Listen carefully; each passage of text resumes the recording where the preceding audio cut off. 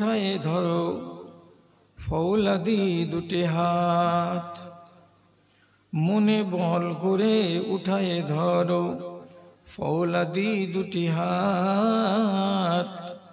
প্রতিজ্ঞা মতে স্বয়ং স্রষ্টা রহিবেন তোমার সাথ গো, রহিবেন তোমার সাথ।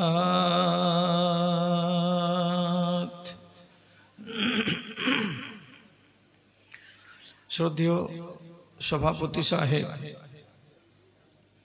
সমবেত এই এলাকার বিভিন্ন প্রান্ত থেকে মাদ্রাসার এক রাস ভালোবাসাকে বুকে নিয়ে ও ইমানি জজবাকে সাথে নিয়ে উপস্থিত ধনী গরিব, শিক্ষিত অশিক্ষিত, ছোট এবং বড় সকল শ্রেণীর আমার প্রাণের ভাই ও বন্ধুগণ, তথা আড়ালে স্ক্রিনের সামনে বসে থাকা আমার স্নেহের মাতা ও ভগ্নীগণ, রব্বুল আলামিনের শুকরগুজারি করছি এবং তার সংক্ষিপ্ত স্তুতি বাদ গাইছি যে আল্লাহ তাআলা বেশ কিছুদিন পর এই দীর্ঘ ব্যবধানকে ঘুচিয়ে পুনর্বার আপনাদের সামনে এসে মুখোমুখি হয়ে দু চারটি কথা বলার সুযোগ দান করেছেন। আমি এই জন্য আল্লাহ তাআলার শুকরিয়া আদায় করছি। আপনি আল্লাহ তাআলার শুকরিয়া আদায় করুন, কেন যে আমি এখানে হাজির হতে পেরে যতটুকু লাভবান তার তুলনায় আপনারা 3 গুণ বেশি লাভবান। কেন আপনি আমার চাইতে বেশি লাভবান? তো কথাটা হলো এই যে রাসূলুল্লাহ হাদিসে বলেছেন, মানি গবাররাত কদমাহু ফি সাবিলিল্লাহ হারামাল্লাহু আলাইহিন নার। কোনো মানুষ যদি হকের পথে বের হয় এবং তার পায়ে ধুলোবালি লাগে, তাহলে সেই পাকে আল্লাহ রাব্বুল আলামিন জাহান্নামের জন্য হারাম করে দেন। আপনি এখান পর্যন্ত পৌঁছেছেন, পাটাকে তো আর মাথায় করে আসেননি, ধুলোবালি লাগিয়েই এসেছেন এবং নেক উদ্দেশ্য নিয়ে এখানে এসেছেন। তাহলে আপনার এখানে আগমন ঘটাটা বরকতময়। প্রথমত আপনি 1 নম্বর এক সুযোগে সফল। দ্বিতীয় নম্বরে আপনাকে বলি যে সূরা জুমারের ভেতরে আল্লাহ রাব্বুল আলামিন বলছেন, ওয়াল্লাযিনা ইয়াসতামিউনাল কাওলা ফায়াত্তাবিউনা আহসানাহু উলাইকা হাদাহুমুল্লাহ। কিছু লোক কোন এক জায়গায় বসে কিছু কথা শুনে দিনই মানের, সেই কথাগুলোর মধ্যে থেকে 20টা 30টা 40টা কথা শুনলো, সেখান থেকে 15টা কথা 18টা কথা বা 25টা কথা তাকে ভালো লেগে গেল। সে যদি ওই কথাগুলোর মধ্যে থেকে 10টা কথাকে মেনে নিতে পারে, বেছে নিতে পারে, গ্রহণ করে নিতে পারে, তাহলে আল্লাহ তাআলা নিজেই বলছেন, আমি ওই লোকটাকে হিদায়াত প্রাপ্ত লোক বানিয়েছি বলেই সে এটা গ্রহণ করেছে। এবং তাকে আবার আল্লাহ তাআলা বলছেন, এই লোকটা অত্যন্ত চালাক। কেন চালাক? সে নিজেকে আগুন থেকে বাঁচিয়ে নিল। আগুন থেকে বাঁচিয়ে নেওয়াটা অত্যন্ত চালাকি। তাহলে আপনি এবার বলুন যে মাগরিব থেকে শুরু করে এখন রাত্রি 11:15 কাছাকাছি কত লোকের বয়ান আপনি শুনলেন, এর ভেতর থেকে কি আপনাকে 10টা কথাও ভালো লাগেনি? অবশ্যই ইন টোটালে 10খানা কথা যদি আপনি বাছাই করতে পারেন, তাহলে তা আপনি আল্লাহর ফয়সালাতে হিদায়াত প্রাপ্ত লোক। 3 নম্বর কথা, আল্লাহ তাআলা মুত্তাকিন কাদের বলা হয় তার পরিচয় দিতে গিয়ে কোরআন মাজিদ খুলবেন, প্রথম পাতাটা ডান দিকে পাওয়া যাবে সূরা ফাতিহা, আর বাম দিকে পাওয়া যাবে সূরা বাকারার 1 নম্বর পাতা। সেই সূরা বাকারার 1 নম্বর পাতাতে রব্বুল আলামিন বলছেন, মুত্তাকি কারা, পরেজগার কারা, দিনদার কারা? তো আল্লাহর কথা অনুযায়ী ওয়া মিম্মা রাযাকনাহুম ইউনফিকুন, আমি যা সম্পদ তাদেরকে দান করেছি সেখান থেকে কিছু অংশ আমার নামে যারা খরচ করে তারা হলো মুত্তাকিন। এখানে কোন লোকটা আছেন এইরকম বদনসিব যে এখন পর্যন্ত আপনি এই মাদ্রাসার নামে আপনার পকেট থেকে 100টা টাকা 50টা টাকা বের করেননি? আমার বিবেক বলছে, আমার বুদ্ধি বলছে, আমি বাস্তব দৃশ্যটা দেখে বলছি, আপনাদের এখানে ভালোবাসা আছে বলেই যে আপনারা সব কটাই লোক যে যেমন করে পেরেছেন সে তেমন করেই মাদ্রাসার ভালোবাসায় আপনি পকেটে হাত ধরে কিছু দিয়েছেন। তো যারা খরচ করে তারাই তো মুত্তাকিন। তা আপনি এক সুযোগে কতটি কাজ করলেন? 3 রকমের গুণে গুণান্বিত হওয়ার সুযোগ পেলেন। তাহলে আপনি আমার চাইতে বেশি বড় লাভবান। তা আমি যদি একবার আল্লাহর শুকরিয়া আদায় করি, তাহলে আপনাকে তো কয়েকবার করা উচিত। আপাতত আমরা উভয় পক্ষ একবার করে আল্লাহ রাব্বুল আলামিনের শুকরগুজারি করি, নামাক হালালি করি, মুহাব্বতের সাথে যদি ঠোঁটটাকে নাড়িয়ে একবার বলেন আলহামদুলিল্লাহ। তারপরে তারা আখিরি রাসূল রাহমাতুল্লিল আলামিন জানাবে মুহাম্মদুর রাসূলুল্লাহ সাল্লাল্লাহু আলাইহি ওয়াসাল্লামের উপর শত সহস্র দরুদ ও সালাম বর্ষিত হোক। আল্লাহুম্মা সাল্লি আলাইহি আল্লাহুম্মা বারিক আলাইহি। ভাইজানেরা, আমার উপরে কাউরি যেন কোনো ক্রোধ না থাকে, কোনো রাগ না থাকে। আমি গোড়াতেই বলছি, আমি হলাম 66 বছর বয়সের লোক। আমার বয়সের এত লম্বা সময় ধরে বক্তৃতার ময়দানে কেউ টিকে আছে আপনি পশ্চিমবাংলাতে বের করতে পারবেন না। আমি এখন স্পষ্ট বলছি যে আমি একটা অচল মানুষ। তার উপরেই আপনাদের মোহাব্বত টেনে এনেছে। আমার ভিতরে আবেগ পাবেন না, আমার ভিতরে উচ্ছ্বাস পাবেন না।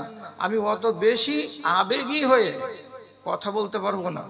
এবং যে কথা কয়টা আমি বলছি সেটা কোরআন এবং হাদিসের নির্যাস বলছি। এখান থেকে যদি কিছু আপনি নিতে পারেন আলহামদুলিল্লাহ, আর যদি কিছু নিতে না পারেন তাহলে আমি দোষী। আমি নিজেকে দোষী বলে স্বীকার করে নিচ্ছি। আমি কথা বলতে আরম্ভ করলাম। আল্লাহ রাব্বুল আলামিন সূরা ফাতিরের ভেতরে বলছেন, ইয়া আইয়ুহান নাস, হে পৃথিবীর মানুষেরা। যখন আল্লাহ তাআলা হিন্দু, মুসলিম, জৈন, পার্সিয়ান, খ্রিস্টান, অগ্নি পূজক সবাইকে কোনো কথা বলবেন, তখন তিনি ডাকবেন নাস বলে। আর যখন কোনো কথা এই নামাজিদেরকে বলবেন, মুসল্লিদেরকে বলবেন, মুমিনদেরকে বলবেন, তখন তিনি ডাক দিবেন ইয়া আইয়ুহাল্লাযিনা আমানু বলে। তাহলে এইখানে আল্লাহ তাআলা ডাকছেন ইয়া আইয়ুহান নাস, হে মানবেরা, মানব সকল, সবকে আল্লাহ তাআলা ডাকলেন। আর ডাকার পরে রব্বুল আলামিন কাজের কথাটা বলে শেষ করলেন, আনতুমুল ফুকারা ও ইলাল্লাহি, তোমরা সবাই সে আমেরিকার নাগরিক হও, ডলারের মালিক, আর তোমরা যদি ভারতবর্ষের মালিক হও, টাকার মালিক, যত লোক তোমরা পৃথিবীতে আছো তো সবাই তোমরা ফকির, সবাই তোমরা অভাবী, সবাই তোমরা আমার দরবারের দরিদ্র। একমাত্র যদি ধনী থাকে কেউ, তা আমি আল্লাহ। আমি ছাড়া পৃথিবীতে আকাশে এবং জমিনে কেউ ধনী নেই। এখন কথাটা কেমন লাগলো শুনতে আপনাকে? আমার ব্যাংকে কোটি টাকা আছে, তারপরেও আল্লাহ তাআলা আমাকে বলছেন তোমরা ফকির, তোমরা দরিদ্র, তোমরা অভাবী। এটা কথা আমি মানবো কেন? এটা তো বাস্তব কথা। মুর্শিদাবাদে এত বড় বড় লোক আছে, এত কোটিপতি লোক আছে, যাদের দানে আর যাদের ফ্যাক্টরির চালে একটা দুটা নয়, 50টা 60টা করে দিনী প্রতিষ্ঠানের ছাত্ররা ভাত খাচ্ছে ওদের চাউল থেকে। তাহলে আল্লাহ কত তাদেরকে পয়সা দিয়েছেন। তা তারপরেও কেন সেই লোকটা গরিব কেন হলো, অভাবী কেন হলো? আপনার 100টা প্রয়োজনের ভেতরে একটা প্রয়োজন যদি কেউ দুনিয়ার মানুষ মিটাতে না পারে, আর আপনি ওই একটা প্রয়োজনের জন্য যদি আল্লাহ রাব্বুল আলামিনের দ্বারস্থ হন, তাহলে তো প্রমাণ হয়ে গেল যে আপনি ফকির। যতই বড় কোটিপতি হন না কেন, এমন কিছু বিষয় আছে যে বিষয়ে আপনি নিজেকে বলবেন আমি খাকসার, আমার কিছু নেই, আমি অভাবী। বলবো উদাহরণ দিয়ে, কোনো এক ধনী ব্যক্তি যারা কোটি টাকার মালিক, একখানা মাত্র ছেলে সন্তান, ছেলেটা 24 থেকে 26 বছর বয়সে আক্রান্ত হলো অসুখে। ট্রিটমেন্টে পাওয়া গেল ছেলেটার একটা কিডনি ফেল, আর একটা কিডনি 65% কাজ করছে, আর বাকি 35% কাজ করে না। আস্তে আস্তে এটাও ড্যামেজ হয়ে যাবে, অকালে ছেলেটা হয়তো তোমাদের কথা অনুযায়ী মরে যাবে। এই একটাই ছেলের বাবা, যার আর কোনো আওলাদ নেই। এখন বলুন, ও তো টাকা দিয়ে ছেলেটা বরাবর করে ওজন করে ডাক্তারকে বলবে যে আপনি আমার ছেলেটাকে ভালো করে দিন, কিন্তু ডাক্তার যদি বলে দেয় যে এর কিডনি নষ্ট আছে, টাকা দিয়ে কোন কথা, সোনা দিয়েও কি এই ছেলেটাকে বাঁচাতে পারা যাবে? তখন এই মানুষটাই যে কোটিপতি, এবার তার অভাবটা দেখেন। রাত্রি 12টা, 1টা, 2টার সময় ওযু করে নামাজ পড়ে, মসজিদে 2 রাকাত নফল নামাজ পড়ে একাই বসে বসে মুসাল্লার উপরে কাঁদছে আর আল্লাহ তাআলাকে বলছে, পরবর্তীগার, একটাই ছেলে আমার, এই ছেলেটা যদি তুমি নিয়ে নাও তো আমি বড্ড কষ্ট পাবো। আমি তোমার কাছে হাত পাতিয়ে ভিক্ষা চাইছি, মালিক, ছেলেটা আমাকে ফিরিয়ে দাও, তুমি আমার বাচ্চাটাকে বাঁচিয়ে দাও। যদি এই লোকটা অভাবী না হলো, আর আল্লাহ রাব্বুল আলামিন যদি স্বয়ং সম্পন্ন না হলেন, তাহলে কোটিপতি মানুষ তুমি অন্য কাউরি কাছে গেলে না কেন? তার কাছে ছেলেটার প্রাণ রক্ষা কেন কামনা করলে না? তুমি আল্লাহ রাব্বুল আলামিনের কাছে গিয়ে কামনা করে বলছো, পরওয়ারদিগার, তুমি ছাড়া কেউ এটা করতে পারবে না, তুমি একমাত্র মালিক করে দিতে পারো। তাহলে আপনি হাত পাতালেন না? পাতিয়ে তো দিলেন। তাহলে আপনি ফকির কি না? আমি এই ফকিরের কথা বলছি না যারা রাস্তা ভিক্ষা করে বেড়ায় সারাটা দিন। কখনো কোনো প্রয়োজনে আমি যদি নিজেকে অপারগ মনে করি, তো সেই সময় স্বাবলম্বী মনে করি কাকে? তো আল্লাহ তাআলাকে। তখন আমি আল্লাহকে বলবো যে আল্লাহ, তুমি একমাত্র ধনী, আর আমি হলাম তোমার দরবারের গরিব। তখনই রব্বুল আলামিন আমাদের উপরে সহায় হন এবং আমাদের কথাগুলোকে শুনেন। প্রশ্নটা হলো এই, কে দোয়া করেনি দুনিয়াতে? কে নিজের অভাবের কথাটা ব্যক্ত করেনি আর আল্লাহ রাব্বুল আলামিন তাদের কথা শুনেননি? আপনাকে উদাহরণ দিচ্ছি, বসে বসে শুনুন আর কথাটিকে হেফাজত করুন। হযরতে আদম আলাইহিস সালাতু ওয়াস সালাম আল্লাহর কাছে আরজি জানিয়েছিলেন, মালিক, তুমি আমার কথাটা শোনো, তুমি শুনলে আমার কল্যাণ। তিনি কি দোয়া করেছিলেন? তিনি দোয়া করে বলেছিলেন, রব্বানা যালামনা আনফুসানা ওয়া ইল্লাম তাগফির লানা ওয়া তারহামনা লানাকুনান্না মিনাল খাসিরিন। আমি একটা অপরাধ করেছি আল্লাহ, আমরা মিয়া বিবি দুজনেই, আবার গুনাহগার হয়ে গেছি আমরা। সুতরাং তোমার দ্বারস্থ হয়ে চাইছি, আমরা প্রার্থনা তো করছি, তুমি আমাদেরকে মার্জনা করো, ক্ষমা করে দাও আল্লাহ। দোয়া করলেন আদম এবং স্ত্রী হাওয়া। রব্বুল আলামিন তাদের অত সাংঘাতিক বড় ভুলটাকেও মাফ করে দিলেন, দিয়ে কোরআনে ডিক্লারেশন দিয়ে বলছেন, ফাতাবা আলাইহি ইন্নাহু হুয়াত তাওয়াবুর রহিম, যাও মাফ করে দিলাম। তাহলে তিনি একটা দোয়া করলেন তার প্রয়োজন মতো। আমি একটা খাকসার মানুষ, সাধারণ নাগরিক, আমার কি কোনো প্রয়োজন নেই? নিশ্চয়ই আছে।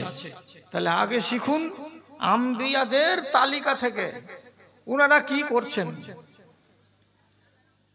আপনাকে একটা কথা বলি, হযরতে ইব্রাহিম আলাইহিস সালাতু ওয়াস সালাম আল্লাহ রাব্বুল আলামিনের কাছে তিনি দোয়া করছেন, পরওয়ারদিগার, তোমার কাছে আমার অনেকটি দোয়া আছে, তো আপনি আমার এই দোয়াগুলোকে কবুল করবেন কি?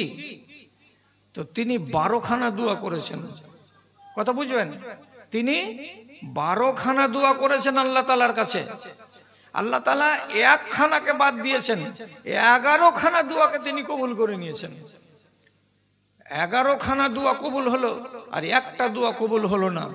তিনি এতটা সফল হলেন আর আল্লাহ তাআলা তার কথাকে শুনে নিলেন, মেনে নিলেন।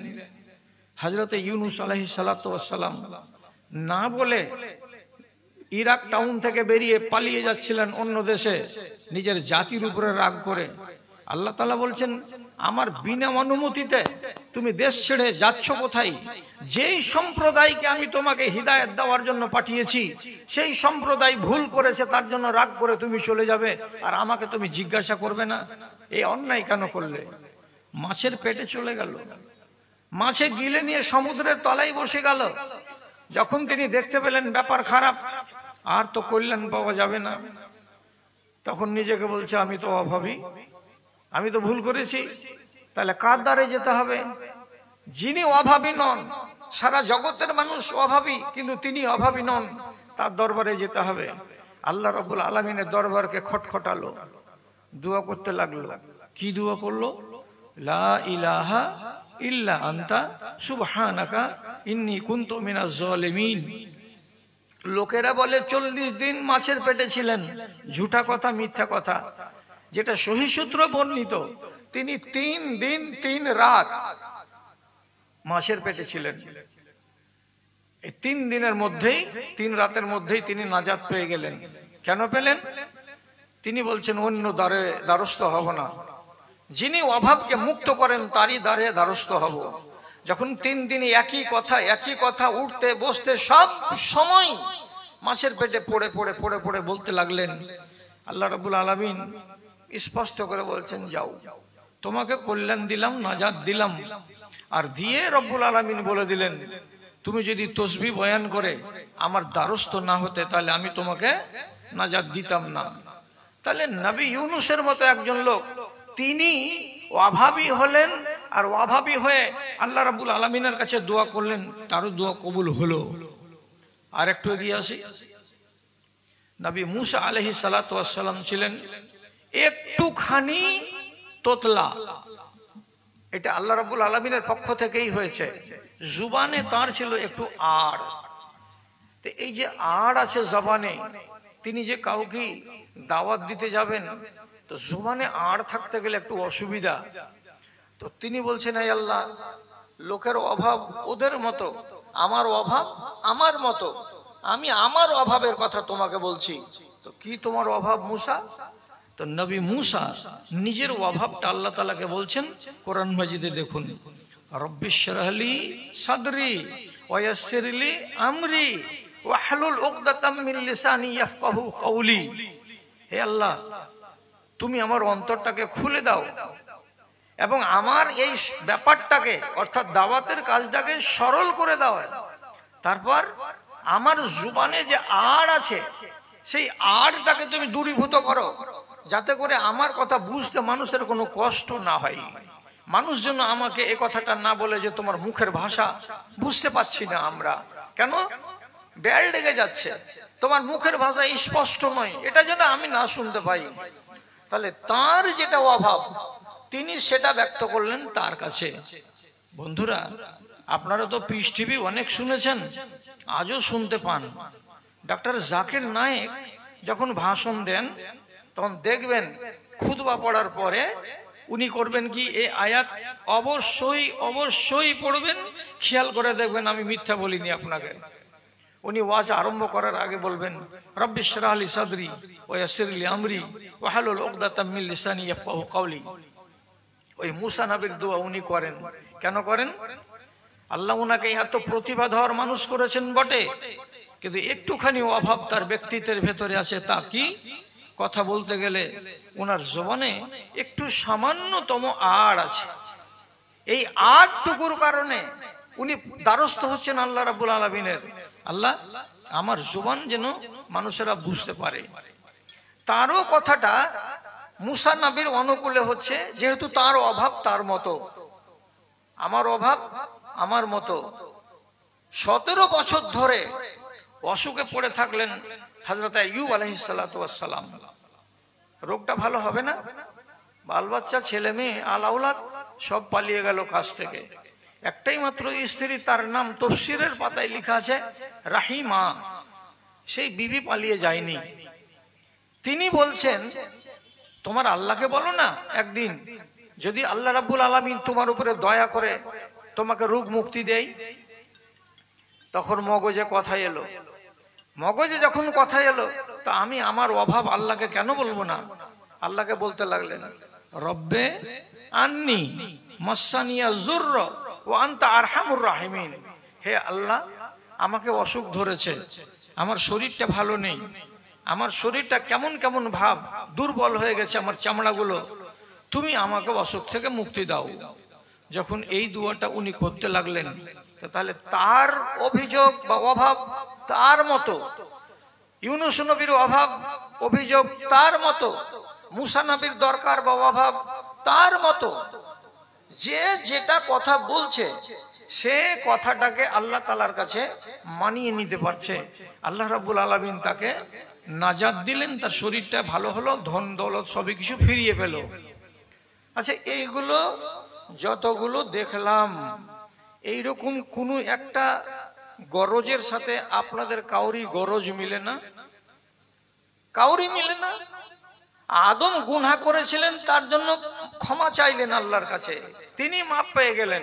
তো আদম আলাইহিস সালাতু ওয়াস সালামের এই স্বার্থটা বা এই গরজটার সাথে আমাদের কাউরি গরজ মিলে না, যে হ্যাঁ আমি একবার আল্লাহ তাআলাকে বলবো যে আল্লাহ তুমি আমাকে মাফ দাও, যেহেতু আমি গুনাহগার।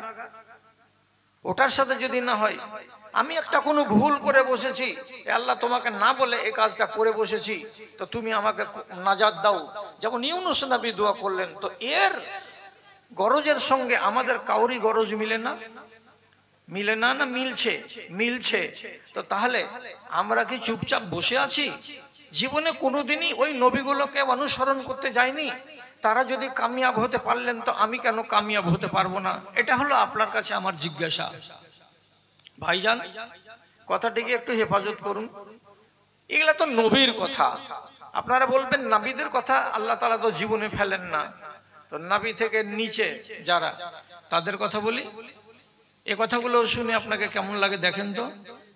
হযরতে উমর রাদিয়াল্লাহু তাআলা আনহু তিনি দোয়া করছেন আল্লাহ তাআলার কাছে।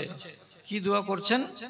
আল্লাহুম্মা রযুকনি শাহাদাতান ফি সাবিলিকা ওয়াজআল কবরি ফি বালাদে নবিয়িকা। তিনি কি চাইছেন আল্লাহর কাছে? হে আল্লাহ, তুমি আমাকে তোমার পথে শহীদ করে মরণ দাও, আমি শাহাদাতের মরণ চাই। এক। দুই নম্বর কথা, আমার কবর যেন মদিনাতে হয়, মদিনার মাটিতে আমি কবর নেব, মদিনার মাটির বাইরে যেন আমার কবর না হয়।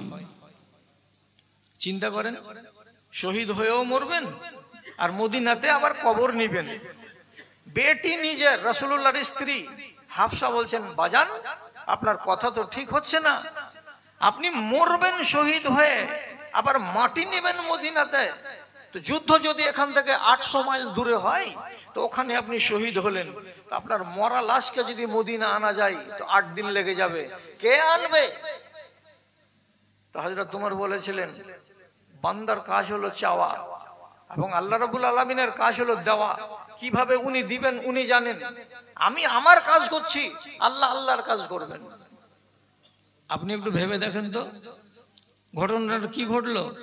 উনি যেদিন থেকে এই দোয়াটাকে চালু করলেন, যারা ঐতিহাসিক তারা বলছেন এই দোয়া করার 40-42 দিন পরে হযরত উমর রাদিয়াল্লাহু তাআলা আনহুকে একটা অগ্নি পূজক গোলাম দাস ফজরের টাইমে ইমামতি করছেন, এমন সময় পিছন দিক থেকে গিয়ে এই জায়গাটাতে বল্লম ভরে দিল, নেজা ভরে দিল, চাকু ভরে দিল, পাকস্থলীকে চিরে দিল।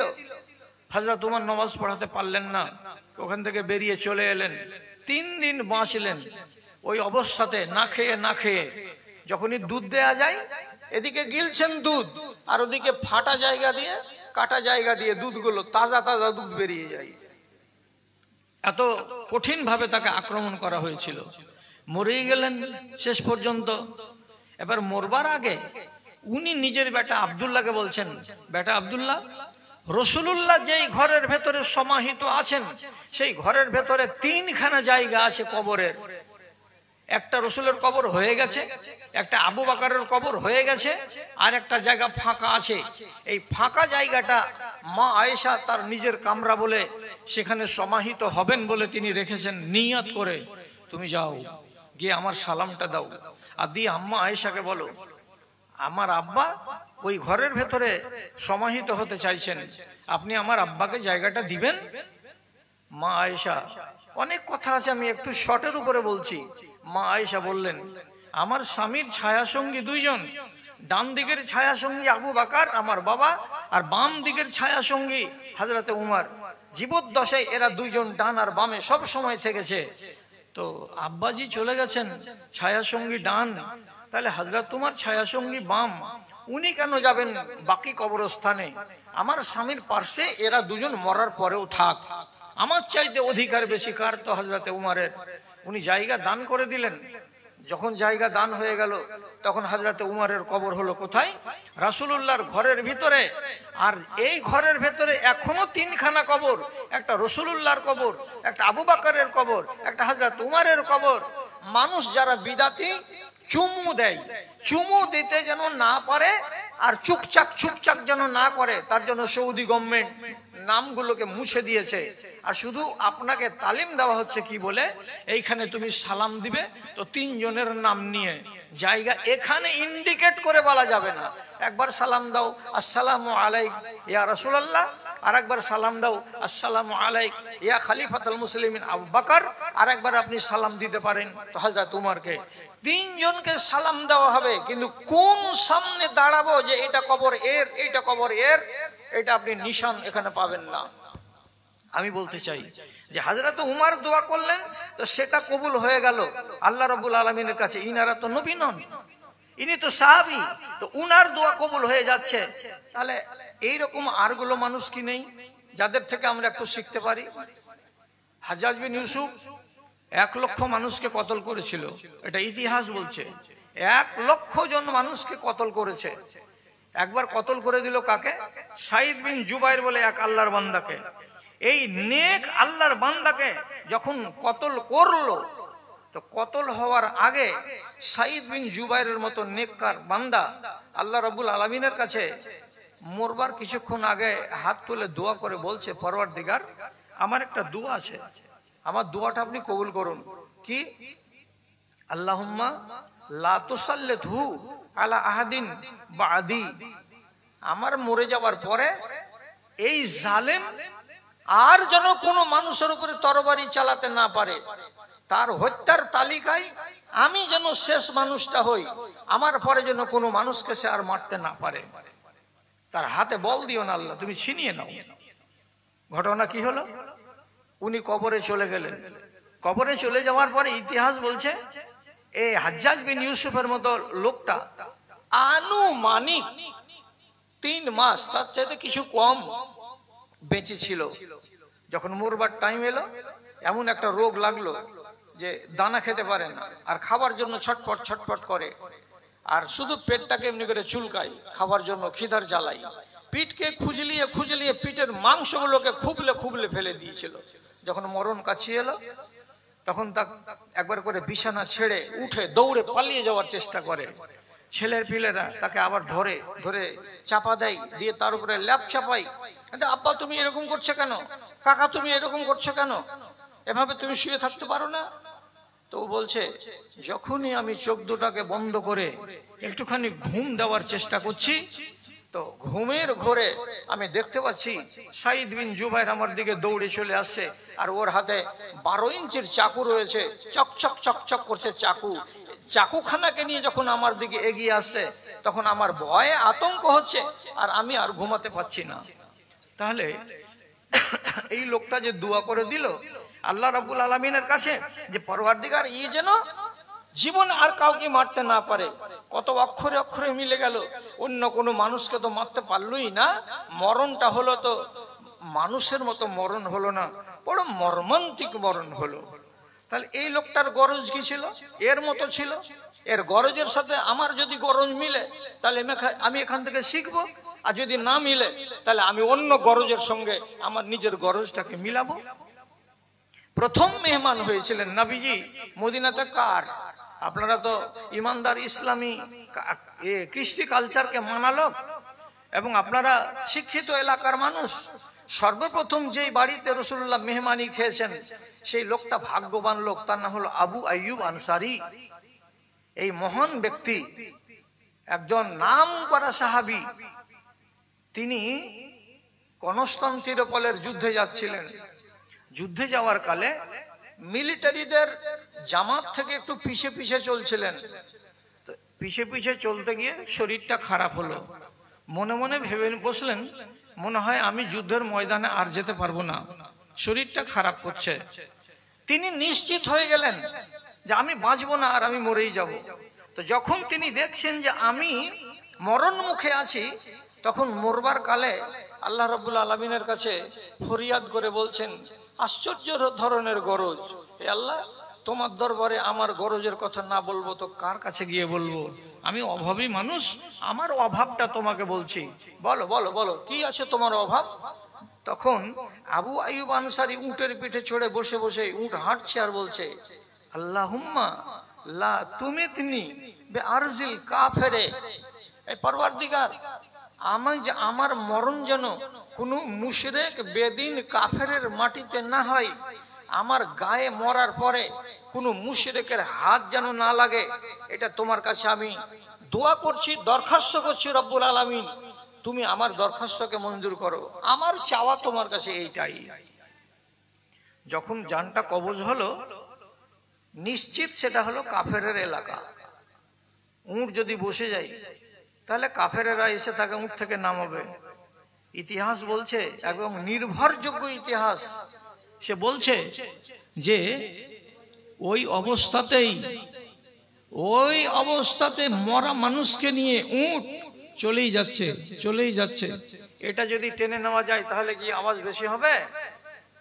হাগো মাইক ম্যানেরা, তোমরা ভেবে দেখো, ই যে ঠেকে যাচ্ছে আমার আগে,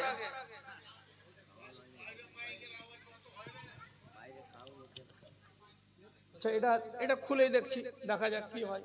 এতক্ষণ তো সবই ঠিকঠাক চললো, আর আমার বেলাতে গাড়ি খারাপ হলো কেন গো? আচ্ছা, বলছি যে ওই অবস্থায় যদি উট থেমে যায় তাহলে কাফেরেরা তাকে নামাবে। আল্লাহর কুদরত দেখেন, উট থামছে না, মরা আরোহীকে নিয়ে হেঁটেই যাচ্ছে। কোনো এমন এক জায়গায় গিয়ে পৌঁছিল যেখানে ফজরের টাইমে আজান পড়লো।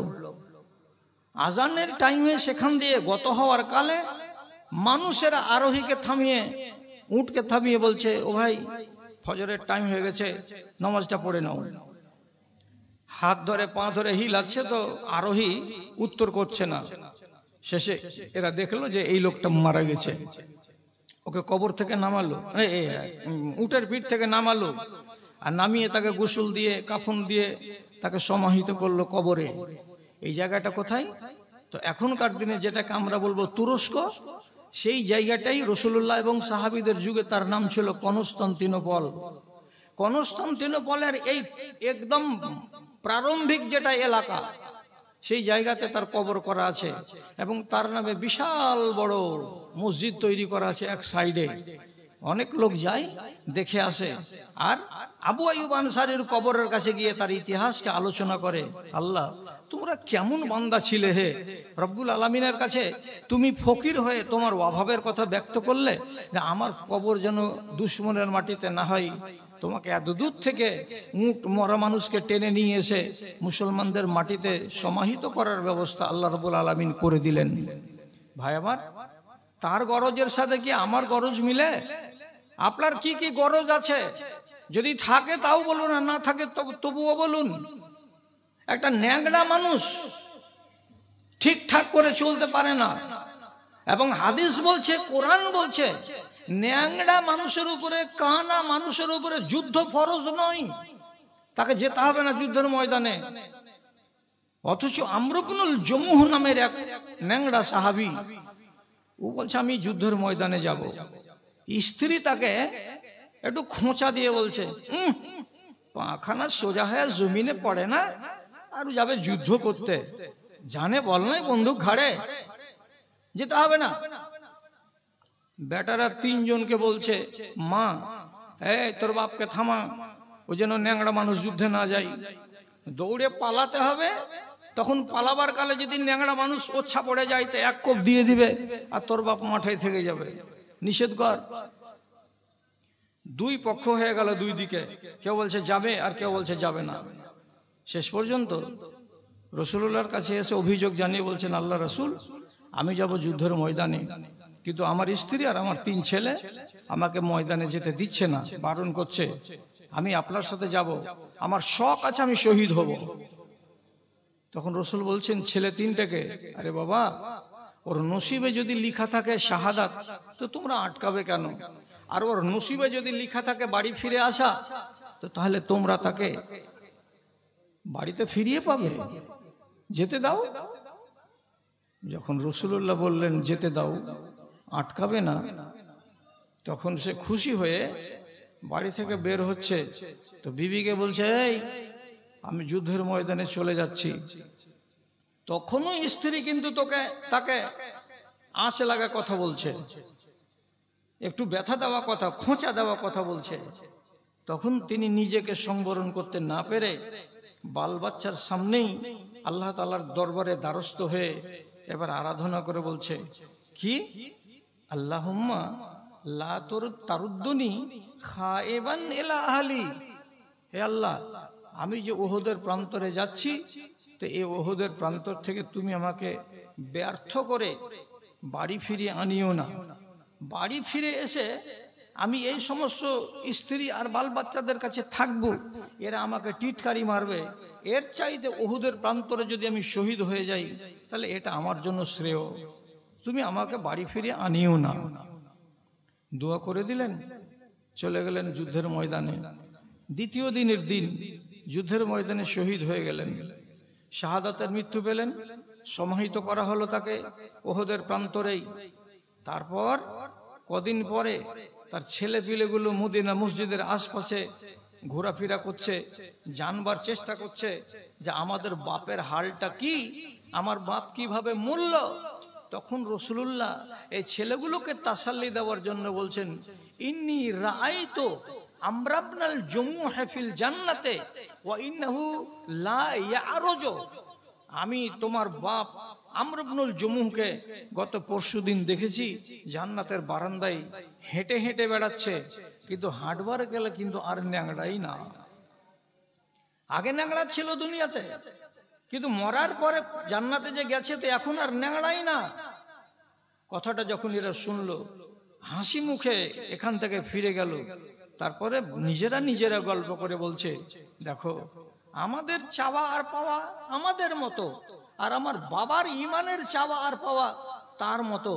ন্যাংড়া হয়েও যুদ্ধের ময়দানে যাওয়ার জন্য আল্লাহর কাছে আরজি জানিয়েছিল, আর সে নিজে বলেছে আমার মায়ের সামনে, আমাদের সামনে, যে আল্লাহ তুমি আমাকে ব্যর্থ করে ওখান থেকে বাড়ি ফিরিয়ে আনিও না।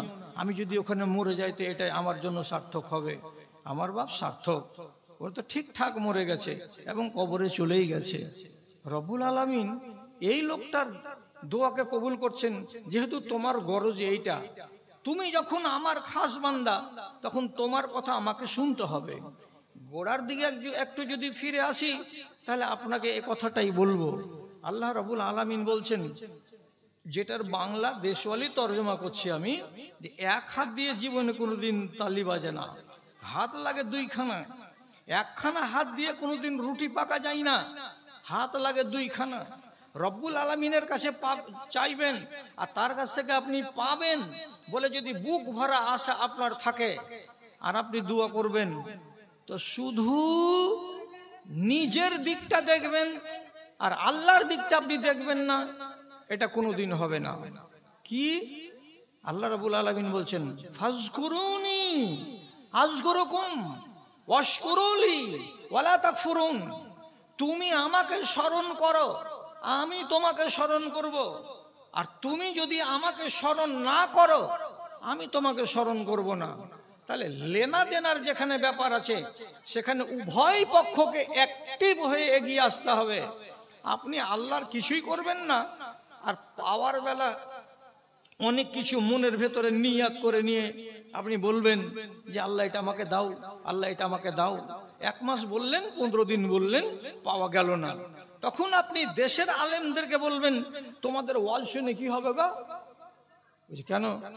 তোমরাই বলছো আল্লাহ তাআলার কাছে চাও, তোমরাই বলছো রাতের বেলায় যদি 2 রাকাত নামাজ পড়ে নির্জনে বসে আল্লাহ তাআলার কাছে চাওয়া যায়, তো আল্লাহ রাব্বুল আলামিন হাত ফিরিয়ে দেন না, মঞ্জুর করে নেন আবেদনকে। তো আমি তো বললাম আল্লাহ তাআলাকে 15 দিন ধরে, কই আল্লাহ তো আমার কথা শুনলেন না। কেন শুনলেন না? আপনি তখন কি হয়ে গেলেন? অবিশ্বাসী হয়ে গেলেন যে না, এগুলো কথা মৌলভী সাহেবেরা ধামাচাপা দেওয়ার জন্য বলে, ফাঁকিবাজি করার জন্য বলে। তো ফাঁকিবাজি যদি হবে তাহলে এতটি লোকের কথা যে আপনাকে আমি বললাম এক এক এক এক করে, এদের সাথে কি ফাঁকিবাজি হয়েছে? ফাঁকিবাজি তো হয়নি। এরা যে যেটা পারছে সে সেটা দোয়া করছে এবং সে নিজের দোয়াকে আল্লাহ তাআলার কাছ থেকে মানিয়ে নিতে পারছে। তো কেন পারছে? পারছের মানে হলো এই, তুমি আগে আমাকে দাও, তারপরে আমার কাছ থেকে নাও। তুমি কিছুই দেবে না আমাকে, আর আমার কাছ থেকে তুমি চাইবে, এটা জীবনে কোনোদিন হবে না। রব্বুল আলামিন সূরা বাকারার ভেতরে বলছেন, উজিবু দাওয়াতাদ দাঈ ইযা দাআনি ফালইস্তাজিবু লি ওয়াল ইউমিনু বি লাআল্লাহুম ইয়ারশুদুন। যে কোন লোক আমাকে ডাকবে, তার ডাকার ভেতরে যদি দুখানা জিনিস আমি দেখতে পাই, তাহলে আমি অবশ্যই অবশ্যই তার ডাকে সাড়া দেব। আর তার ডাকের ভেতরে যদি দুইখানা নয় একখানা যদি থাকে আর একখানা না থাকে, মাথা ঠুকেও যদি মরে যাই, আমি তার ডাকে সাড়া দেব না। দুইখানা। কি দুইখানা? ফালিয়াস্তাজিবু লি, আমার ডাকে সাড়া দাও, ওয়াল ইউমিনু বি, এবং আমার উপরে ঈমান আনো। ঈমান আমানো আমার উপরে, আর আমার ডাকে সাড়া দাও। যদি দুটো কাজ তুমি করতে পারো, আমি আছি। তুমি রাতে ডাকবে তো রাতে, দিনে ডাকবে তো দিনে, যখনই তুমি ডাকবে আমি তোমার ডাকে সাড়া দেব। তাহলে এক নম্বর কি? আমার ডাকে সাড়া দাও। কি ডেকেছেন আল্লাহ তাআলা? কোথায় কোথায় ডেকেছেন আল্লাহ তাআলা? আমি আপনাকে একটা উদাহরণ দিচ্ছি, একটা কোরআন মাজিদ থেকে আপনাকে একটা উদাহরণ দিচ্ছি। আল্লাহর এটা ডাক কিনা আপনি ভালো করে বুঝেন। রব্বুল আলামিন কোরআন মাজিদের ভেতরে তিনবার 3 দফে আয়াত দিয়ে নেশাকে হারাম করেছেন। 3বার, একবারে নয়। প্রথমবার একটু ঘাড় নেড়ে, তারপরে আর একটু ঘাড় নেড়ে, তারপরে তৃতীয়বারের বার খুব কড়া ভাষাতে 3বারে হারাম করা হয়েছে মদকে, নেশাকে। দিয়ে জিজ্ঞেস করে বলছেন, ফাহাল আনতুম মুনতাহুন, কি তোমরা থামবে না? থামবে না? তোমরা মানবে না? মানবে না? যখন এরকম জিজ্ঞাসা করলেন আল্লাহ তাআলা কোরআন মাজিদে সূরা মাইদায়, তখন হযরত উমরের মতো লোক তখনও মদ খাচ্ছিলেন, বাইরে বেরিয়ে গিয়ে পাগলের মতো হাতটাকে উপর দিকে এমনি করে করে উঠিয়ে উঠিয়ে বলে, ইনতাহাইনা ইয়া রব্বে ইনতাহাইনা, হ্যাঁ মাবুদ থেমে গেলাম। আপনি বলছেন থামবে কি না? থেমে গেলাম, আর জীবনে মুখ লাগাতে যাব না। তাহলে আল্লাহ তাআলা ডাকলেন, তাহলে তার ডাকে সাড়া দিতে হবে। উনারা সাড়া দিলেন, দিয়ে আল্লাহর নৈকট্য লাভ করে যখন দোয়া করলেন, দোয়া কবুল হয়ে গেল। আপনি রাগ করে পালায়েন না এখান থেকে। আমি গোড়াতেই বলেছি, আপনাকে আবেগ দিয়ে কিছু বলতে পারবো না। আপনি মানেন তো মানেন কথা, না মানেন তো না মানেন। আজকে অনেক ভাই মসজিদে গিয়ে কত দোয়া করছে, আল্লাহ এই বিপদে পড়েছে, আল্লাহ মেয়েটা বড় হয়ে গেছে সাবালিকা, এখন পর্যন্ত ভালো একটা রিশতা পেলাম না, এ আল্লাহ বড় ছেলেটা ইঞ্জিনিয়ারিং পাস করে বসে আছে, এখন পর্যন্ত একটা চাকরি হলো না, তুমি আল্লাহ রুজির ব্যবস্থা করে দাও, ইত্যাদি ইত্যাদি কথা বলে আপনি খুব দোয়া করছেন। এই সার্ভিস কমিশন চলে গেল, এর আগের সার্ভিস কমিশন চলে গেল, অন্যর বেটাদের চাকরি হলো, কিন্তু আপনার বেটার চাকরি হলো না।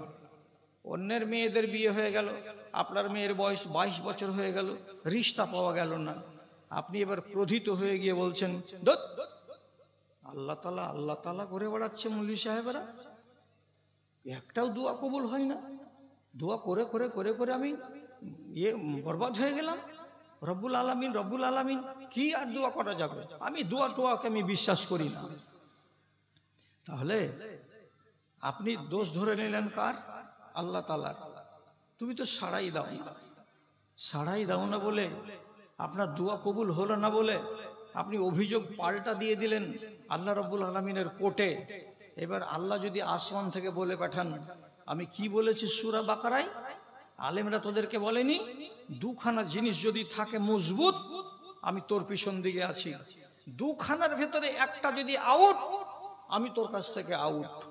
এক নম্বরে বলেছিলাম ফালিয়াস্তাজিবু লি, আমার ডাকে সাড়া দিতে হবে। তুমি ডাকে সাড়া দিয়েছ? কেমন কথা বলছেন?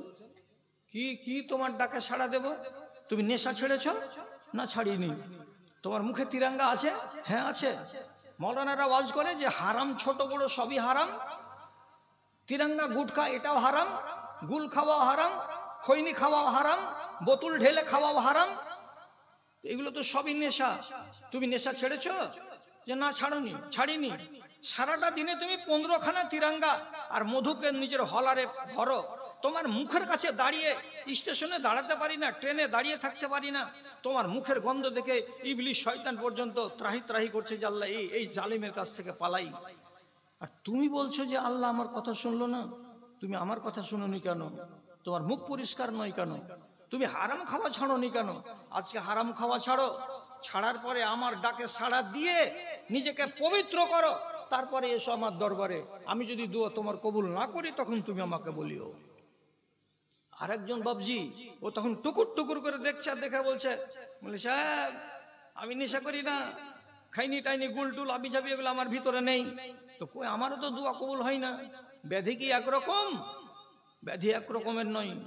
আপনি কি জমি বেটাকে লিখে দিয়েছেন আর বেটিকে বঞ্চিত করে রেখেছেন? আপনি তো জিন্দা জাহান্নামী, জিন্দা চলে বেড়া জাহান্নামী, 2 পায়ে হেঁটে বেড়া জাহান্নামী। মিশকাত শরীফ প্রথম খণ্ডের লাস্টের হাদিস। এ মাদ্রাসার সদর সাহেবকে আর আমার মাওলানাকে জিজ্ঞেস করবেন আছে কিনা। যে ব্যক্তি কোনো মানুষের মিরাজকে দুনিয়াতে কেড়ে নিল, আল্লাহ রাব্বুল আলামিন তার জান্নাতকে কেড়ে নেবেন।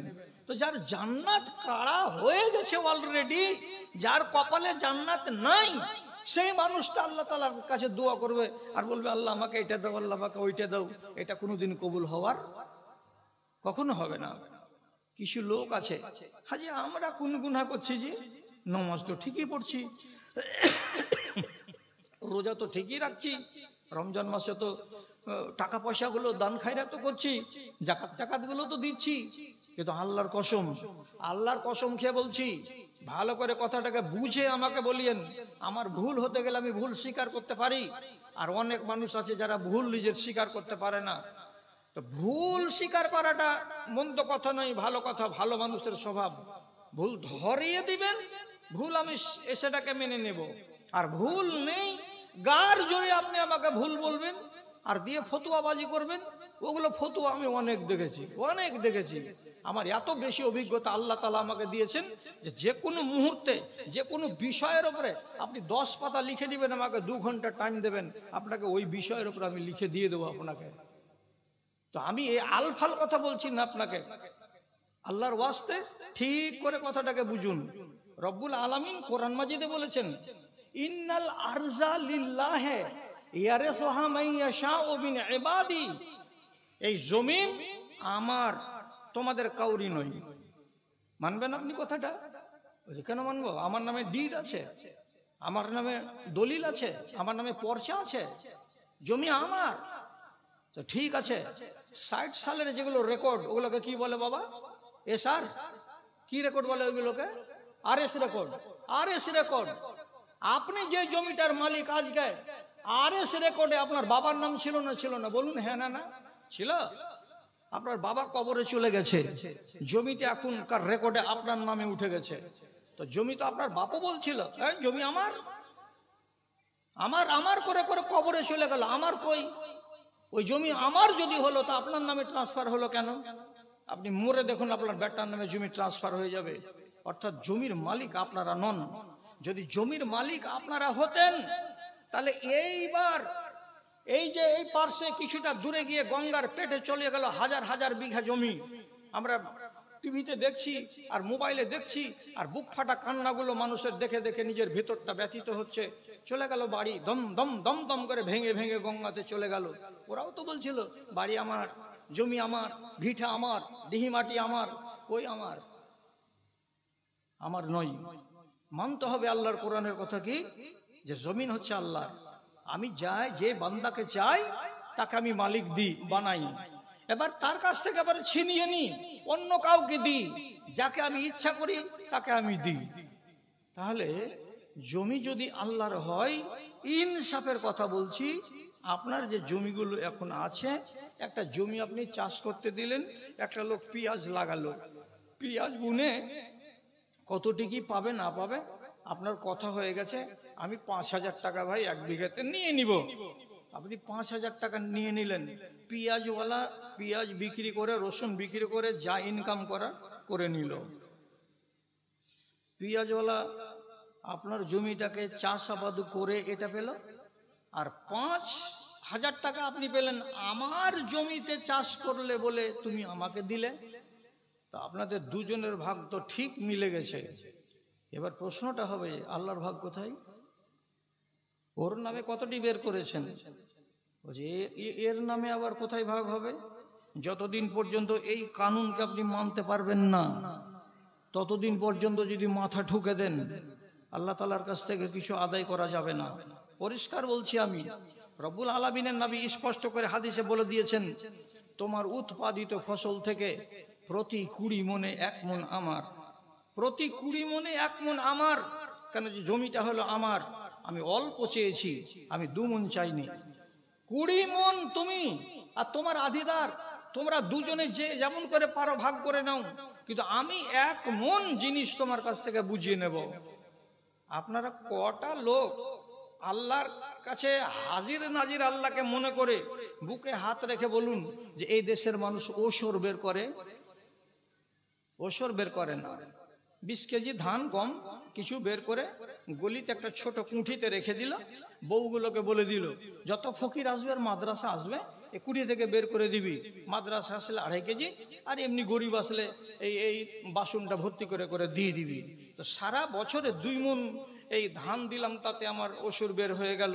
আচ্ছা, এইরকম মানুষ যেটা 2 নম্বর মানুষ, সে যদি আল্লাহকে বলে পরওয়ারদিগার আমার বেটি সাওয়ালিকে হয়ে গেছে, একটা তুমি রিশতা এনে দাও, তো আল্লাহ রাব্বুল আলামিন আসমান থেকে আপনাকে কি জবাব পাঠাবেন?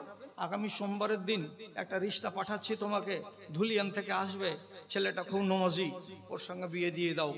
পাবেন? হবে না। কেন হবে না? पहले दिल को बुराई से कर पाक तू, पहले दिल को बुराई से कर पाक तू, फिर खुलूस से अकीदत से कर जुस्तजू, ऐसे सजदों से अल्लाह मिलता नहीं, हर जगह सर झुकाने से क्या फायदा। ভিতরে পাপ গিজ গিজ গিজ গিজ করবে, আর বাইরে আপনি বলবেন আল্লাহ এটা দাও, আল্লাহ ওইটা দাও, জীবনে হবে না। এখন দোষ রেখেছেন নিজের ভিতরে আর কাজ হচ্ছে না, তখন দোষ পাচ্ছেন উল্টো আল্লাহ রাব্বুল আলামিনের কাছে। কিছু মানুষ আছে এই দেশে, খালি মাওলানাদেরকে দেখতে পেলে বলবে আজি মাওলানা আমাদের জন্য আল্লাহ তাআলা কি ব্যবস্থা করেছেন, মরার পরে কি পাবো, মরে যেয়ে আল্লাহ তাআলার কাছে জান্নাতে গিয়ে কি দিবে, কয়তলা বিল্ডিং পাবো, কতটি হুর আল্লাহ তাআলা দিবেন, ইত্যাদি ইত্যাদি কথা। তো আপনার কি জানার ইচ্ছা করে যে আমি মরার পরে আল্লাহ তোমার কাছে কি পাবো? অনেক মানুষ বলবে আমি যে এরকম লোক, তো মরে যাওয়ার পরে আল্লাহ তাআলা আমার মতো লোকটাকে কি কি জিনিস দিবেন। যদি এই প্রশ্নটা জাগে, তো রাসূলুল্লাহ বলছেন তার জবাব দিয়ে রেখেছি, তুমি শুধু পড়ে নাও, আর একটু দেখে নাও, আর একটু জেনে নাও। কি জবাব দিয়ে রেখেছে আল্লাহ তুমি আমার জন্য? তো নবী বলছেন মান আরাদা মিনকুম আন ইয়ারা মা লাহু ইনদাল্লাহি ফালয়ানজুর মা ইনদাহু লিল্লাহি। আল্লাহ তাআলার কাছে আপনার জন্য কি কি তৈরি করা আছে এটা যদি জানতে চান, তো রব্বুল আলামিন বলছেন তুমি আমার জন্য এখন ভারতবর্ষের ধুলিয়ানের এলাকায় শঙ্করপুর গ্রামে কি কি করে রেখেছো, তুমি যা যা করে রেখেছো সেই অনুযায়ী আমি তোমার তা তা ব্যবস্থা করে রেখেছি। তাহলে এবার কাকে, কোন দিকে আগে দেখবেন? আগে আল্লাহর দিকে দেখবেন না নিজের দিকে দেখবেন? আল্লাহ বলছেন তুমি নিজের দিকে দেখো যে তুমি আমার জন্য কি করেছো, আমার জন্য যেটা তুমি করে যাবে সেটা তোমার জন্য আমি আসমানের উপরে করে রাখবো। এখন একটা লোক মারা গেল, মুদমিনুল খামর, তওবা করেনি, ইস্তেগফার করেনি, মদ খেতে খেতে খেতে খেতে ওই হালাতেই মরে গেল, এর জানাজা নাই। আছে কিছু আলেমের মতে যে আছে, কিন্তু কে পড়াবে? তো যেই লোকগুলো তার মতো ডুপ্লিকেট, ওরাই জানাজা পড়াবে। খেয়ারুন নাস, যেগুলো ভালো নামাজি, মুলবি মাওলানা, বিদ্বজন, তারা ওই লোকের জানাজাতে যাবে না। এখন ইও তো বলছিল আল্লাহ আমার জন্য কি করে রেখেছেন। রব্বুল আলামিন বলছেন তুমি যা করে আসবে আমি তোমার জন্য তাই করে রাখবো। কিয়ামতের দিন জাহান্নামে জ্বলতে গিয়ে একটা নহর পাওয়া যাবে জাহান্নামে, সেই নহরটার নাম হলো গাউতা। এত বিকট দুর্গন্ধ সেই নহরের যে আল্লাহু আকবার, নাক ধরা যাবে না। জাহান্নামীরা পর্যন্ত শিকায়েত করে বলবে পরওয়ারদিগার, আগুনের শাস্তি তো জ্বলিয়ে শেষ করলোই করলো, কিন্তু এই ক্যানেলের পানির দুর্গন্ধের জ্বালায় আর বাঁচি না। আপনি দয়া করে এই ক্যানেলটাকে অন্যদিকে ঘুরিয়ে দেন না মাবুদ। তো আল্লাহ তাআলা তাদের কথা শুনে ক্যানেলটাকে ঘুরাবেন না, চলতেই থাকবে। এবার জিজ্ঞেস করা হবে এই ক্যানেলটা কিসের? আবার ওই ক্যানেলেরই পানিগুলোকে আল্লাহর ফেরেশতারা এরা যখন পানি চাইবে তখন মগে করে করে উঠিয়ে মুখে ঢেলে দিবে। এই নাও, এটা কি? ওই যে এটা ব্র্যান্ডেড কোম্পানির এটা পানীয়, এটা হলো 3x রাম, এটার নাম কি? এটার নাম 7 আপ, এটার নাম কোকা কোলা, এটার নাম ফিমতো, এটার নাম এটার নাম ওই, বিভিন্ন যেমন ব্র্যান্ডেড কোম্পানির মাল তুমি খেয়েছো দুনিয়াতে। আল্লাহ রাব্বুল আলামিন তার ফেরেশতাদেরকে দিয়ে এই ব্র্যান্ডেড কোম্পানির গুতা নামক নহর থেকে গ্লাসে তুলে তুলে তাকে পান করাবে, যার দুর্গন্ধে থাকা যায় না, আর সেটা আবার পানীয় হবে, তার জন্য বাধ্য হয়ে তাকে জাহান্নামে ওটাই পান করতে হবে। শেষে জিজ্ঞেস করা হলো রাসূলুল্লাহকে, এত দুর্গন্ধ পানি কোথা থেকে আসছে? রাসূলুল্লাহ বলেছেন, আপনাদের কাছে আমি মাপ চাইছি, আপনারা আমার ভুল ধরিয়েন না দাদা। আমি যেটা পড়েছি, যেটা হাদিসে আছে, আর যদি আমার ভাই আসমউদ্দিন সাহেব না সাপোর্ট করেন তাহলে তো আমার দুঃখ থাকবে এটাই, যে আমি কথাগুলো মনে হচ্ছে যেন জাল বলছি। রাসূলুল্লাহ বলছেন, নাহারুন ইয়াজরি মিন ফুরুজিল মুমিসাত, পৃথিবীতে আদমের জন্ম হওয়ার পর থেকে নিয়ে কিয়ামত হওয়া পর্যন্ত যত নারী বেশ্যা হয়ে মরেছে, সমস্ত বেশ্যা নারীদের জাহান্নামে জ্বলা অবস্থাতে তাদের যোনি দ্বার থেকে ফোঁটা ফোঁটা ফোঁটা ফোঁটা ফোঁটা ফোঁটা হয়ে নোংরা পানি বের হবে।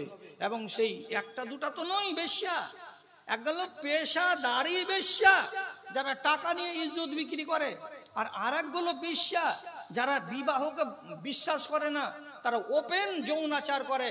আপনি সমুদ্র সৈকত দেখেছেন?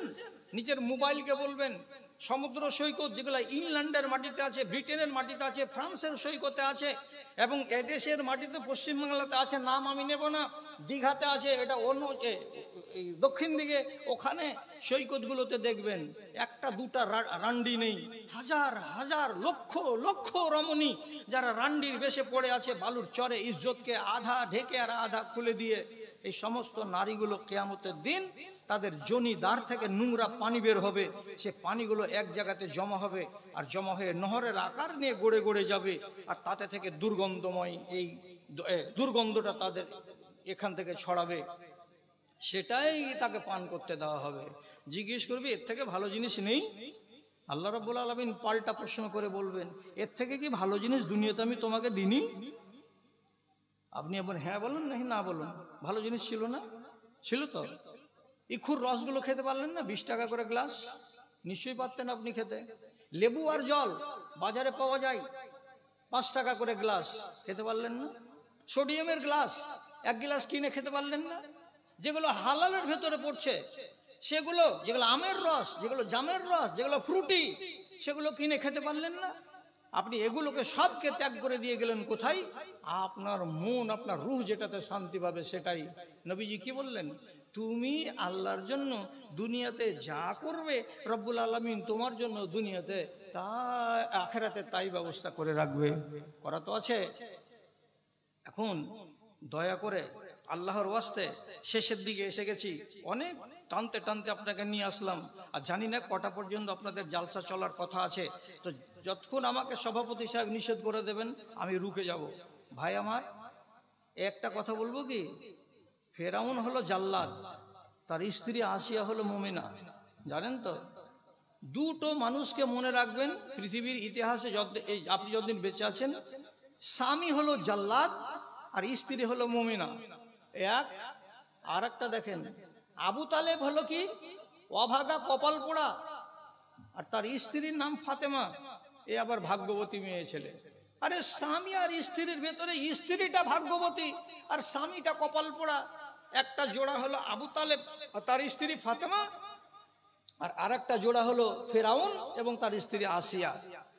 আসিয়ার মতো মহিলা যখন তার পায়ে, পেটে, বুকে, হাতের উপরে বড় বড় বোল্ডার চাপিয়ে দিয়ে ফেরাউনের জল্লাদরা বলল, এখনো টাইম আছে, খালি বলে দাও যে ফেরাউন তোমার আল্লাহ, বলে দাও ফেরাউন তোমার আল্লাহ। হ্যাঁ হ্যাঁ হ্যাঁ, ঠিক ঠিক, ফেরাউন তোমার আল্লাহ বলে দাও। তো ফেরাউনকে আমি আল্লাহ বলবো না? বললো না। যখন চাপটা বেড়ে গেল, ব্যথা বাড়তে লাগলো, তখন মনে মনে বলছে, ঠেলাকে সহ্য করতে না পেরে মনে হয় এবার ফেরাউনকে আল্লাহ বলতে বাধ্য হয়ে যাব। তখন মরবার টাইমে এ মহিলা বলছে, রব্বে বিনিলি ইন্দাকা বাইতান ফিল জান্নাতে ওয়ানাজ্জিনি মিন ফিরআউনা ওয়া আমালিহি ওয়ানাজ্জিনি মিনাল কওমিজ জালিমিন। এই মরুভূমিতে পড়ে এক মহিলা আল্লাহর কাছে দোয়া করে দরখাস্ত করে বলছে, ভিক্ষা চাই, তুমি প্রভু, তুমি মালিক, কি আল্লাহ, তুমি আমার জন্য একখানা ঘর বানিয়ে দিও জান্নাতে, আর জালেমদের হাত থেকে আমাকে বাঁচাও, আমি সহ্য করতে পারছি না। ইতিহাস বলছে, তারিখ বলছে এবং তাফসীর বলছে, আল্লাহ তাআলা এই মহিলার ডাকে সাড়া দিলেন। টাটকা টাটকা আসমান থেকে একখানা জান্নাতের ঘরকে নিচে নিয়ে এসে, এই স্বাভাবিক আসমানের এই নিচে নিয়ে এসে ওই মহিলার চোখের সামনে ধরে বলল, এই দেখো তোমার জান্নাত, তুমি জান্নাত চেয়েছো তো, এই দেখো তোমার জান্নাত, একটু সবুর করো, তারপরে তোমার জান চলে যাবে, তুমি এইখানে ঠাঁই পেয়ে যাবে। আল্লাহ তার দোয়া কবুল করে নিলেন। কেন হচ্ছে কবুলটা? ফাজকুরুনি আযকুরুকুম, তুমি আমাকে স্মরণ করো, আমি তোমাকে স্মরণ করব।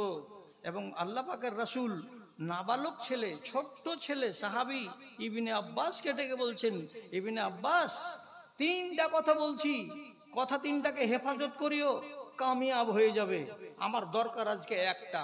তিনি কি বললেন? ইহফাজিল্লাহ ইয়াহফাজুকা, তুমি আল্লাহকে মাহফুজ করো, আল্লাহকে হিফাজত করো, আল্লাহ তোমার হিফাজত করবেন। বিপদে আল্লাহ, সুখে আল্লাহ, দুঃখে আল্লাহ। তুমি সর্বত্র রব্বুল আলামিনকে নিজের কাছে রাখো, আল্লাহ রব্বুল আলামিন সব সময় তোমার কাছে থাকবেন। আর কথা শেষ করছি, তার আগে যায়েন না, যে কটা লোক আছেন দেখেন, দোয়া কবুল না হওয়ার পিছনে নিজেদের গুনাহ তো আছে আছে, হারাম রুজি যদি থাকে জীবনে দোয়া কবুল হবে না। নিজে বলবেন, আমার রুজিটা হালাল না রুজি হারাম? যদি রুজি হারাম থাকে জিন্দেগিতে কবুল হবে না বাপজান আপনার দোয়া। আগে রুজিটাকে পাক করুন, তারপরে আপনার গায়ের কাপড়গুলো হারাম টাকার কি? যদি বলেন হ্যাঁ হারাম টাকার, হারাম টাকার কাপড় পরে আপনি যদি কপাল ফাটিয়ে দেন, সহি হাদিসে লেখা আছে, সাদা কাপড় গায়ে দিয়ে লব্বাইক লব্বাইক বলে ইহরাম বেঁধে নেমে গেছে জিদ্দাই, আবার ওখান থেকে কাবার প্রাঙ্গণে যাবে, আর আল্লাহকে আগে থেকে বলতে হয় যে কোন হাজিকে এই কথাটা, কি কথা? লব্বাইক আল্লাহুম্মা লব্বাইক, আল্লাহ আমি তোমার দরবারে হাজির, আমি তোমার সেবায় হাজির। আল্লাহ তাআলা বলছেন, তোমার মতো লোকের আমি ডাকে হাজির নই। কেন? যে মালবাসুকা হারামুন মাতআমুকা হারামুন, পঞ্চায়েতে টাকা মেরে বাড়ি করেছো আর সেই টাকা নিয়ে তুমি হজ করতে এসেছো, এ টাকা হালাল নয়, এই কাপড় তোমার হালাল নয়। তুমি বেওয়া মানুষের বাড়ির টাকাটাকে মেরে নিয়েছো আর 70,000 দিয়েছো আর 50,000 মেরে খেয়েছো, আর খাওয়ার পরে আজকে বুড়ো বয়সে হজ করতে এসেছো, তোমার রুজি হারাম। হারাম রুজিতে আমার কাছে আর তুমি আল্লাহ আল্লাহ করে ডাকতে আসিও না। আন্না ইউস্তাজাবু লাকা, কে তোমার ডাকে সাড়া দেবে? তুমি হারাম রুজি খেয়ে এসেছো আর হারাম কাপড় পরে এসেছো, এই সমস্ত লোকের কোনো দিন দোয়া কবুল হবে না। হযরত সাদ বিন আবি ওয়াক্কাস বলছেন, আমি যেটাই দোয়া করি সেটাই কবুল হয়, যেটাই দোয়া করি সেটাই কবুল হয়। একদিন তার চাকরানির মাথা থেকে কাপড়টা উড়ে গেল, বুকের সামনটা খুলে গেল। হযরত উমর লাঠি হাতে করে নিয়ে ওই মেয়েটার দিকে তেড়ে গিয়ে বলছে, মারবো পিছনে 3 কোড়ার বাড়ি, যে তোমাকে হুঁশ ঠিকানায় লাগিয়ে দেবো। গা থেকে কাপড় পড়লো কেন? ওই যে হুজুর হাওয়াতে ফেলে দিয়েছে, মারবেন এরকম প্রস্তুতি নিয়ে ফেলেছেন হযরত উমর। আর লাঠি যখন উঠে গেছে তখন সাদ বিন আবি ওয়াক্কাস বলছেন, এটা আমার লুন্ডি, এটা আমার লুন্ডি, এটা আমার কাজের দাসী, আরে মারিয়েন না, মারিয়েন না, মারিয়েন না। তো হযরত উমর লাঠি নামাচ্ছেন না, তো দেখছেন যে মেরেই তো দিবে। তখন সাদ বিন আবি ওয়াক্কাস বলছেন, লাঠি ফেললেন না বদদুয়া করবো আপনার নামে, আমি লাঠি ফেলবেন হাত থেকে না আপনার নামে বদদুয়া করব। হযরত উমর জানেন যে সাহাবীদের ভেতরে সাদ বিন আবি ওয়াক্কাস এমনই কঠিন মানুষ যে তার একটা দোয়া রব্বুল আলামিন ফেলেন না, সাথে সাথে লাঠিটাকে ফেলে দিয়েছেন। আচ্ছা না না না, আর কিছু বলবো, ঠিক আছে, লাঠি ফেলে দিলেন। তো সাদ বিন আবি ওয়াক্কাসকে জিজ্ঞেস করা হলো, লিমাযা লা ইউরাদ্দু দুআউকা, আপনার দোয়া জীবনে কোনো দিন আল্লাহ তাআলা ফেলেন না কেন? কি ব্যাপারটা, এখানে মূল মন্ত্রটা কি আছে? তো সাদ বিন আবি ওয়াক্কাস বললেন, মা রাফাতু ইলা ফামি লুকমাতান ইল্লা আন্নি আলামুহা মিন আইনা জাআত, আমি আমার মুখে এই একটা লোকমা যদি উঠাই, সেই লোকমাটা কোনখান থেকে এসেছে সেটা আমি জানি। কার লেবারি করেছি করে টাকা হালাল এনে আমি মুখে পুরছি তা আমি জানি। কোন মানুষের বাড়িতে মজদুরি করেছি, করার পরে আমি হালাল রুজি এনে মুখে পড়েছি তা আমি জানি। কোন বাজারে সত্য কথা বলে ব্যবসা করে 100 দিরহাম লাভ করেছি, করার পরে তা দিয়ে গম কিনে আমি রুটি খাচ্ছি তা আমি জানি।